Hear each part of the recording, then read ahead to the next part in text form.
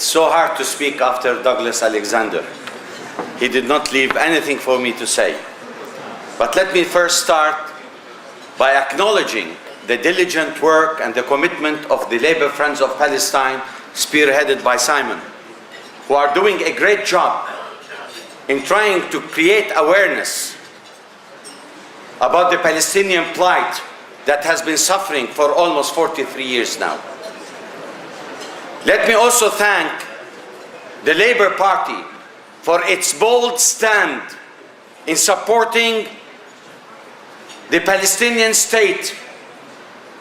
And Mr. Alexander has written a beautiful letter which was conveyed to my president, to Mr. Alexander Haig, William Hague, telling him that this is about time that the Palestinians should have their own independence. Ladies and gentlemen, on Friday we marked history. We are no more the object of history, now we are the subject of history. And from now on,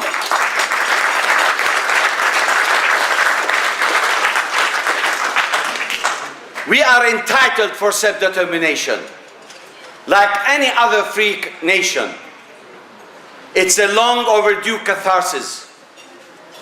We need to be recognized by the international community because the international community owes it to us. And self-determination is something that we have been struggling for the last 43 years.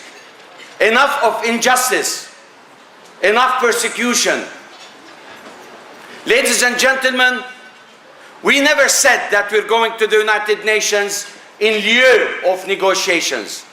We're extending our hands to our Israeli partners, and we tell them, be credible, be bold enough, come forward, stop the settlements, and let's have an agreement once and for all.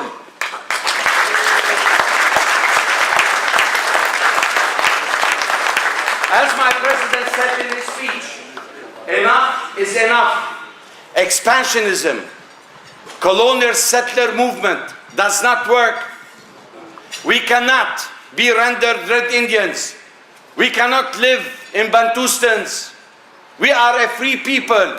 We need to have our freedom and independence.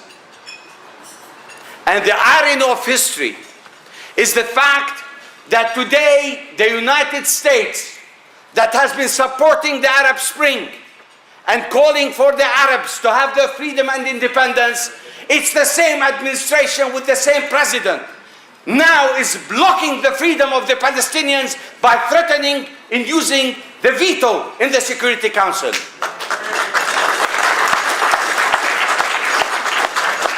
It is the same United States that was the first country to recognize Israel, is the first country to use the veto against the Palestinian statehood. We have learned from the forefathers of the Americans. They have taught us about global democracy, freedom, and humanity. But what we see on the ground today is something completely the opposite. They're flexing muscles, they're threatening us by cutting aid, and they want us always to concede to the other side. Ladies and gentlemen, the United States for the last 20 years has not been a broker peace, has not been a third party that wanted to settle once and for all this conflict.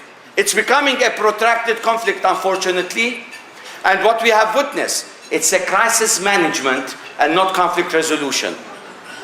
We ask the international community and the European Union, spearheaded by the United Kingdom, to show their political teeth in the political process and not to be bystanders by just giving us money, because, ladies and gentlemen, we don't need charity, we need our freedom and independence. That's what we need.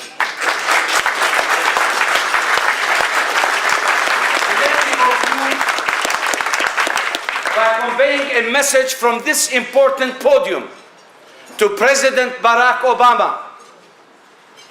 The Palestinian state is not for sale because it is priceless, ladies and gentlemen.